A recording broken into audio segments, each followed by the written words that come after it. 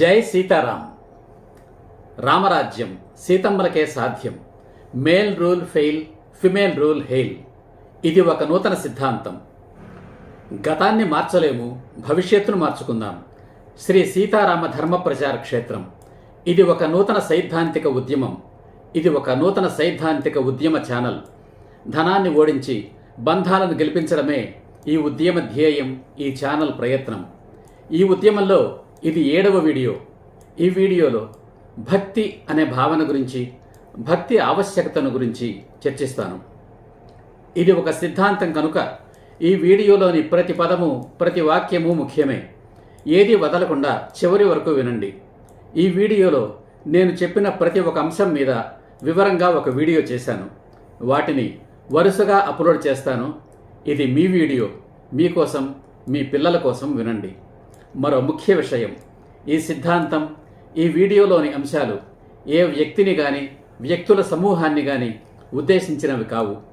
ఏదైనా పోలిక ఉంటే అది కేవలం కాకతాళీయం మాత్రమే. సకల చరాచర జగత్తుకు సృష్టికర్త ఒకడు ఉన్నాడని, అతడు సర్వశక్తి సంపన్నుడని, సకల సద్గుణ సంపన్నుడని ప్రపంచంలోని అన్ని సమాజాలు నమ్ముతాయి. అతడే భగవంతుడు. ఆ నమ్మకమే మతం. పేర్లు అనేకం, కానీ భగవంతుడు ఒక్కడే అని నమ్మేదే హిందూ మతం. ఆ భగవంతునిపై నమ్మకం, ఇష్టం, ప్రేమ, గౌరవ భావాల పరాకాష్ఠయే భక్తి.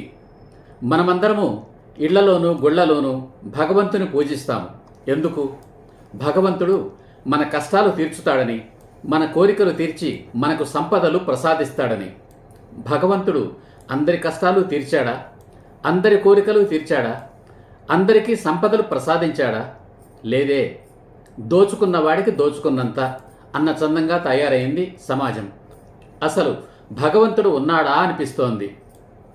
పూర్వం మన భరతఖండంలో మునులు, ఋషులు తపస్సులు చేసేవారట. ఎందుకు? భగవంతుని దర్శించడానికి. ఎంతమంది మునులకు, ఋషులకు భగవంతుడు కనిపించాడు? మన పురాణాల్లోనూ చరిత్రలోనూ ఎందరో రాజులు, చక్రవర్తులు యజ్ఞాలు, యాగాలు చేశారు. ఎందుకు? యుద్ధాలు చేసి నరమేధం సృష్టించిన పాప పరిహారం కోసం. స్వర్గానికి చేరి చావు లేకుండా నిత్య యవ్వనంతో రంభ, ఊర్వశి, మేనక, తిలోత్తమ మొదలుగా గల అప్సరసలతో, అంటే దేవవేశ్యలతో అక్షయ సుఖాలను పొందడం కోసం. వాళ్ల పాపాలు ప్రక్షాళనమయ్యాయా? ఎంతమందికి స్వర్గప్రాప్తి కలిగింది? ఆ భగవంతుడికే తెలియాలి. మన పురాణాల్లో రాక్షసులు ఘోర తపస్సులు చేసేవారు. ఎందుకు? చావు లేకుండా కలకాలం బ్రతికేందుకు. వరాలైతే పొందారు గాని ఎంతమంది చావుని జయించారు? ఇక చరిత్రలోకి చూస్తే సిద్ధార్థుడు అనే రాకుమారుడు భగవంతుని కోసం తపస్సు చేశాడు. ఎందుకు? మానవుల బాధలు తీర్చే మార్గాన్ని సాక్షాత్తు భగవంతుడి నుంచి తెలుసుకోవడానికి. తపస్సులో 6 సంవత్సరాలు గడిచాయి. శరీరం శుష్కించిపోయింది. ఎముకల ప్రోగే మిగిలింది. భగవంతుడు ప్రత్యక్షం కాలేదు. కొన ఊపిరితో ఉండగా సుజాత అనే యువతి పాయసం త్రాగించి ఆయన తపస్సును విరమింపజేసిందట. అనంతరం మరో 7 వారాల పాటు సిద్ధార్థుడు ఆధ్యాత్మిక అన్వేషణ చేశాడట. అప్పుడు జ్ఞానోదయం అయింది. అంటే బుద్ధి వచ్చింది. సిద్ధార్థుడు బుద్ధుడయ్యాడు. కర్మ సిద్ధాంతం గోచరమైంది. తపస్సు చేస్తే భగవంతుడు ప్రత్యక్షం కాడు, పూజలు చేస్తే వరాలివ్వడు అనే సత్యాన్ని తెలుసుకున్నాడు. కనుక పూజలు చేస్తే భగవంతుడు వరాలు ఇస్తాడు అనేది ఒక భ్రమ, ఒక అబద్ధం. మరి కనిపించని ఆ భగవంతునిపై భక్తి ఎందుకు? వరాలివ్వని భగవంతునికి పూజలెందుకు? అనాదిగా నాస్తికులు అనబడేవారే కాదు, పూజలు చేసి చేసి విసిగిపోయిన ఆస్తికులు కూడా నాడు నేడు వేస్తున్న ప్రశ్న ఇది. దీనికి సమాధానం, భగవంతుడు తనను స్తోత్రాలతో పొగడమని, అష్టోత్తరాలతోనూ, సహస్రనామాలతోనూ, షోడశోపచారాలతోనూ పూజించమని అడగలేదు, అడగడు. అలా అడిగేవాడు భగవంతుడే కాడు. స్తుతులకు పొంగిపోయి బహుమతులివ్వడం, ఉన్నది ఉన్నట్లు నిజం చెబితే కోపించి శిక్షించడం మనుషుల లక్షణం, రాక్షసుల లక్షణం. భగవంతుడు చరాచర ప్రకృతిని సృష్టించాడు. మనిషితో సహా ప్రతి ప్రాణికి ఆ ప్రాణి పుట్టకముందే బ్రతకడానికి కావలసిన అవసరాలన్నింటినీ సమకూర్చిపెట్టాడు. అయితే సృష్టిలోని ప్రతి ప్రాణి ప్రకృతి నుండి తనకు కావలసిన ఆహారాన్ని కష్టపడి సంపాదించుకొని తిని బ్రతకమని నిర్దేశించాడు. మనిషికేమీ మినహాయింపు లేదు. మనిషి కూడా ఇతర జంతువులలాగానే కష్టపడి ఆహారం సంపాదించుకోవలసిందే. కష్టపడకుండా కూర్చుని తింటే రోగాలు దాపురించే మెకానిజంని ఏర్పాటు చేశాడు దేవుడు. దురదృష్టవశాత్తు మనిషి తన ఆహారం కోసమే కాక సంపద కోసమే సంపదను సాటి మనిషి నుంచి దోచుకోవడం నేర్చుకున్నాడు. ఆ సంపదను పరస్త్రీలను పొందడానికి ఉపయోగించుకుంటున్నాడు. యుగ యుగాలుగా జరుగుతున్నది ఇదే. ఆ ప్రయత్నంలో భగవంతుడు సృష్టించిన ప్రకృతిని నాశనం చేస్తున్నాడు. సృష్టి నాశనమైతే అందులోని భాగమైన మనిషి కూడా నాశనం కాక తప్పదు అనే సత్యాన్ని మనిషి తెలుసుకోలేకపోతున్నాడు. భగవంతునికి ఏ పూజలు ఏ వ్రతాలు చేయనక్కరలేదు. నిజమైన నిస్వార్థమైన భక్తిభావం ఉంటే చాలు. మనిషికి ఆరోగ్య మహాభాగ్యాన్ని ఆనందాన్ని ప్రసాదిస్తాడు దేవుడు. అటువంటి వ్యవస్థను మెకానిజంను ఏర్పాటు చేశాడు దేవుడు. భక్తి అంటే దొంగ భక్తి కాదు. భక్తుల్లో దొంగ భక్తులు ఉంటారు, దొంగల్లో కూడా భక్తులు ఉంటారు. తాము సచ్చీలురమని చాటుకోవడానికి తాము చేసే నేరాలు లోకానికి తెలియకుండా భక్తిని అడ్డం పెట్టుకుంటారు కొందరు దొంగ భక్తులు. ఇక దొంగల్లో భక్తులు భగవంతుడే తమతో నేరాలు చేయిస్తున్నాడు అని నమ్ముతుంటారు. రామాయణంలో రావణాసురుడు అటువంటి దొంగ భక్తుడే. అతడి తపస్సుకు బ్రహ్మదేవుడు ప్రత్యక్షమై చావు లేకుండా వరమిచ్చాడన్నది కూడా బూటకమే. తన ఆంతరంగికుల ద్వారా వాడు చేసుకున్న ప్రచారమే. ఆ ప్రచారంతో తాను చావులేని మహావీరుణ్ణని తన రాజ్యంలోని ప్రజలను భయభ్రాంతులకు గురిచేసి తన చెప్పు చేతల్లో పెట్టుకున్నాడు. వాళ్లను సైన్యంగా చేసుకుని ఇతర రాజ్యాల మీదకు దండెత్తి వాళ్ల సంపదను దోచుకునేవాడు. వాళ్ళ స్త్రీలను మానభంగాలు చేసేవాడు. అతని సైనికులు కూడా అతన్ని అనుసరించేవారు. చివరికి శ్రీరాముడి చేతిలో చచ్చాడు. నిజానికి రావణాసురుడి చేతిలో ఓడిపోయిన ఇతర రాజులు కూడా అతడికి చావు లేదని భయంతోనే ఓడిపోయారు. వాలి రావణాసురుడి కంటే తెలివైనవాడు. చావు లేకుండా వరాలు పొందామని చెప్పుకున్న ఏ రాక్షసుడు చావును తప్పించుకోలేకపోయాడు అని తెలుసుకున్నాడు. అందుకే శత్రువు ఎంతటి బలవంతుడైనా తనకు ఎదురైన మరుక్షణం అతడి శక్తిలో సగం తనకు వచ్చేలా వరం పొందానని ప్రచారం చేసుకున్నాడు. ఆ ప్రచారంతోనే రావణాసురుడు వాలికి భయపడ్డాడు. రావణాసురుడు తన వరాలు అబద్ధాలే కాని వాలి నిజంగానే వరాలు పొందాడేమో అని నమ్మి భయపడ్డాడు. రావణాసురుడి ఆ భయం వల్లనే వాలి చేతిలో ఓడిపోయాడు. రావణాసురుణ్ణి 3 చెరువుల నీళ్లు తాగించాడు వాలి. అందుకే వాలికి ఎదురు పడకుండా చెట్టు చాటు నుండి బాణంతో కొట్టి వాలిని చంపాడు శ్రీరాముడు. ఈ రోజుల్లో కూడా అగ్రదేశాలు కానీ పాకిస్తాన్ లాంటి చిన్న దేశం కానీ తమ వద్ద అణుబాంబులు ఉన్నాయని తమ జోలికి రావద్దని ఇతర దేశాలను భయపెడుతుంటాయి. భక్తి అంటే తాను నమ్మిన భగవంతుని గుణాలను తాను స్వంతం చేసుకోవడం, ఆ భగవంతుని తనలోనే నిలుపుకోవడం. దానివల్ల ఆ భక్తుడికి భగవంతుడు సాటి మనుషులందరిలోనూ కనిపిస్తాడు. సర్వే సర్వత్రా కనిపిస్తాడు. తనలోనే భగవంతుని చూసుకోగలుగుతాడు. శ్రీరాముని భక్తుడు శ్రీరామునిలా ఏకపతినివృతుడై పరస్త్రీలను తల్లులుగా భావిస్తే చాలు, ఆ శ్రీరాముడు ఆ భక్తుని మదిలో నిలుస్తాడు. అతడే శ్రీరాముడవుతాడు. అతని మనస్సులో నుండి కామ, క్రోధ, లోభ, మోహ, మద మాత్సర్యాలు పటాపంచలవుతాయి. ప్రశాంత చిత్తం అతడి స్వంతమవుతుంది. ప్రశాంతత నుండి ఆనందం, ఆనందం నుండి ఆరోగ్యం లభిస్తుంది. ఆరోగ్యమే కదా మహాభాగ్యం. శ్రీరాముని పూజిస్తూ రావణాసురుడిలా జీవించేవాడికి ప్రశాంతత ఎక్కడి నుంచి లభిస్తుంది? అంతా అశాంతియే. అశాంతియే అన్ని రోగాలకు మూలం. కుయుక్తులతో ఎంత సంపదను సంపాదించి కూడబెట్టినా దురలవాట్లకు బానిసై ఆరోగ్య మహాభాగ్యం కరవై శరీరం నానా రోగాలకు నెలవై అయిన వాళ్లకు భారమై ఆనందానికి దూరమై అకాల మృత్యు పాలవుతాడు. భగవంతుడు వరాలివ్వడు సరే, చేసిన పాపాలైనా పరిహరిస్తాడా? ఎంత మాత్రం చెయ్యడు. చేసిన ప్రతి పాపానికి ప్రతి మనిషి ప్రతిఫలం అనుభవించవలసిందే. చచ్చేలోపైనా అనుభవించవలసిందే. ఒకవేళ అనుభవించకుండా చస్తే వాడి సంతానం ఆ ఫలితాన్ని అనుభవించవలసిందే. వాడి ఆస్తిని వారసత్వంగా అనుభవిస్తున్నట్లు తన సృష్టిలో అటువంటి మెకానిజం ఏర్పాటు చేసి విశ్రమిస్తున్నాడు, రెస్ట్ తీసుకుంటున్నాడు భగవంతుడు. ఆ సిస్టమ్నే చర్యకు ప్రతిచర్య, యాక్షన్ అండ్ రియాక్షన్ అని, కార్యకారణ సంబంధం కాజ్ అండ్ ఎఫెక్ట్ అని అంటాము. అసలు దేవుడే లేడనే వారున్నారు ప్రపంచంలో. ఉదాహరణకు కమ్యూనిస్టులు. వాళ్ళ సిద్ధాంతం ప్రకారం దేవుడు లేడు. మరి దేవుడే లేనప్పుడు దైవభక్తి ఏమిటి? అది చూద్దాం. దేవుడు లేకపోయినా దేశం ఉంది. ఆ దేశంలో మనుషులు ఉన్నారు. మనిషి తన జాతి రక్షణ కోసం ఏర్పాటు చేసుకున్న వివాహ వ్యవస్థతో పాటు గుంపులు లేదా గణాలు లేదా సమాజాలు కూడా ఏర్పాటు చేసుకున్నాడు. ఆ గుంపులే తదనంతరం రాజ్యాలుగాను దేశాలుగాను పరివర్తన చెందాయి. దేశమంటే మట్టి కాదోయ్, దేశమంటే మనుషులోయ్ అన్నాడు మన గురజాడ. ఆ మనుషులకు దేశభక్తి అవసరం. దేశభక్తి లేని వాళ్ల వల్ల దేశానికి ప్రమాదం.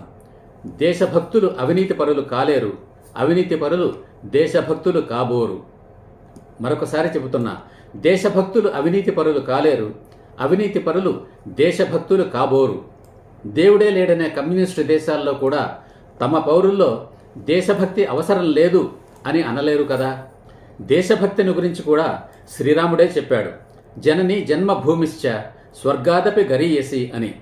తాను జయించిన సువర్ణ లంకా నగరాన్ని విభీషణుడికి వదిలేసి తన జన్మభూమి అయిన కోసల దేశానికి, అయోధ్య నగరానికి తిరిగి వచ్చేశాడు. అదే దేశభక్తి. ఈనాడు సంపాదన కోసం విదేశాలకు వెళ్లిన వారు తగినంత ధనం సంపాదించుకున్న తరువాత కూడా స్వదేశానికి తిరిగి రాకుండా అక్కడే శాశ్వతంగా ఉండిపోతున్నారు. ఆయా పరాయి దేశాల అభివృద్ధికి పాటుపడుతున్నారు. అది స్వదేశానికి ఎంత నష్టం. వాళ్ళ కారణాలు వాళ్లకు ఉండవచ్చు, అది వేరే విషయం. స్వంత దేశంలోనే ఉంటూ దేశభక్తి లేనివారు దేశద్రోహులుగా మారతారు. ధనం కోసం విదేశాలకు అమ్ముడుపోతుంటారు. అందమైన యువతల కోసం హనీ ట్రాప్లలో చిక్కుకుంటారు. దొరికితేనే దొంగలు, దొరకనంతకాలం దొరల్లా తిరుగుతుంటారు. కారణం అలాంటి వారిలో దేశభక్తి లేకపోవడం. అదేమిటి?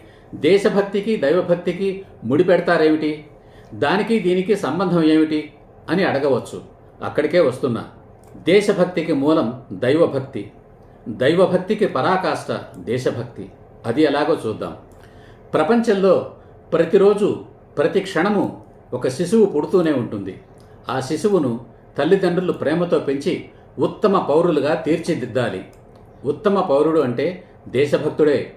దేశమంటే మనుషులే కనుక దేశభక్తి అంటే సాటి పౌరుల ఎడల భక్తి భావమే.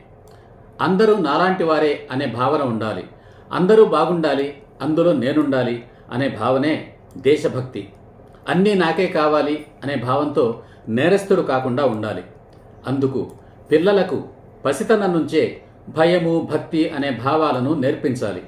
తప్పులు పొరపాట్లు చేస్తే నష్టం జరుగుతుంది, శిక్ష పడుతుంది అనే భయాన్ని, తనకు అవసరమైన వాటిని సమకూర్చే వారి పట్ల భక్తిని నేర్పాలి. తీపి అనేది ఒక భావన.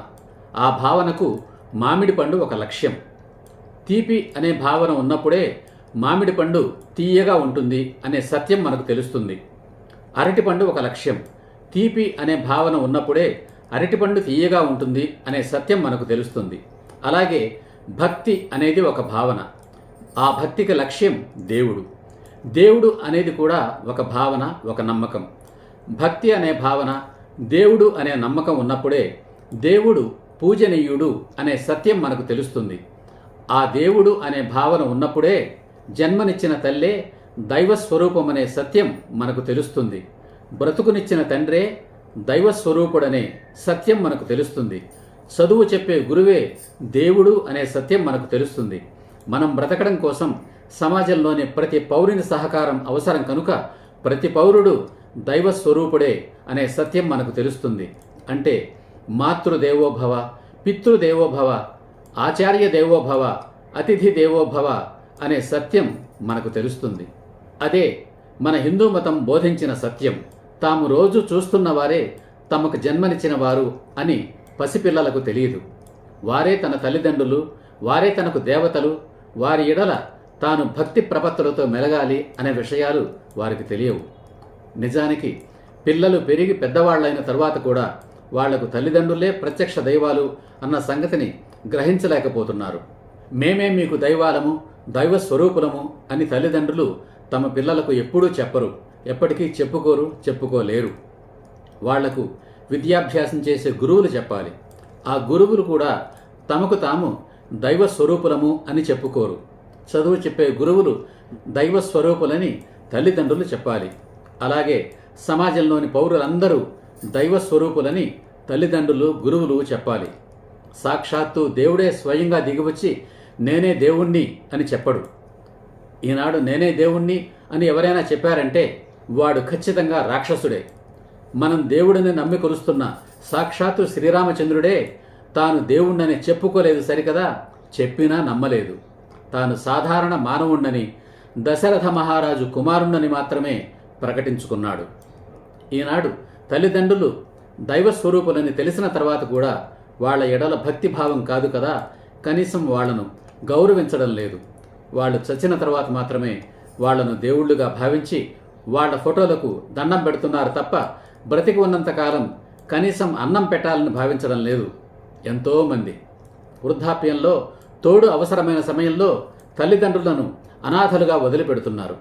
ఈ అరాచకానికి కారణం భక్తి భావన లేకపోవడమే, అంటే దైవభక్తి లేకపోవడమే.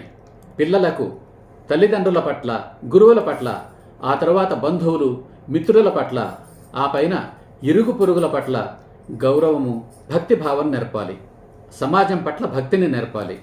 సమాజం పట్ల అంటే సాటి మనుషుల పట్ల భక్తే దేశభక్తి. ఆ శిక్షణ సమాజంలో ప్రతి ఇంటిలోనూ, ప్రతి పాఠశాలలోనూ, ప్రతి దినము నిరంతరాయంగా కొనసాగుతూనే ఉండాలి. అప్పుడే ఏ దేశమైనా సుఖశాంతులతో మనగలుగుతుంది, అభివృద్ధి చెందగలుగుతుంది. టెర్రరిస్టులు, మిలిటెంట్లు చేసే పని అదే. అయితే వాళ్ల శిక్షణ విధ్వంసం కోసం. కనుకనే టెర్రరిస్టులు, మిలిటెంట్లు ప్రాణాలకు తెగించి విధ్వంసం సృష్టిస్తారు. అదే శిక్షణ మంచి కోసం ఇస్తే దేశం అభివృద్ధి పదంలో దూసుకుపోతుంది. కనుక దైవభక్తికి పరాకాష్ట దేశభక్తి, దేశభక్తికి మూలం దైవభక్తి. దురదృష్టం ఏమిటంటే ఈనాడు దైవభక్తి అంతటితోనే ఆగిపోతూ ఉంది. దేశభక్తి స్థాయికి ఎదగడం లేదు. అందుకే దేశద్రోహులు పెరిగిపోతున్నారు. అవినీతి పరులందరూ దేశద్రోహులే, దేశద్రోహులందరూ రాక్షసులే, స్త్రీలందరూ చెడిపోవాలి, నా భార్య తప్ప అనే రావణాసురులే. ఈ అంశాలన్నీ పురుషులకు మాత్రమే, స్త్రీలకు కాదు. ఎందుకంటే స్త్రీలే దేవతలు కనుక. ఇప్పటి వరకు ఈ ఉద్యమ వీడియోల సారాంశం: ఒక క్రొత్త సిద్ధాంతం, రామరాజ్యం సీతమ్మలకే సాధ్యం, male rule fail, female rule hail. స్త్రీలందరూ దేవతలు, రాక్షసులందరూ పురుషులు. ప్రాణాలు పోసేవారు దేవతలు, ప్రాణాలు తీసేవారు రాక్షసులు. చెడిపోయిన ప్రతి స్త్రీ వెనుక ఒక పురుషుడు ఉంటాడు. అతడు తండ్రి కావచ్చు, భర్త కావచ్చు, లేదా కొడుకు కావచ్చు. స్త్రీలందరూ చెడిపోవాలి, నా భార్య తప్ప అనే రావణాసురులు నానాటికి ఎక్కువవుతున్నారు.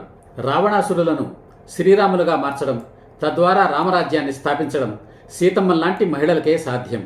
ఈ సిద్ధాంతానికి ఆధారం మహిళలు, మార్గం మహిళల ఆత్మగౌరవం, లక్ష్యం సకల జన శ్రేయోరాజ్యం, రామరాజ్యం. ఈ ఉద్యమంలో మొదటి అడుగు విడాకుల చట్టం రద్దు.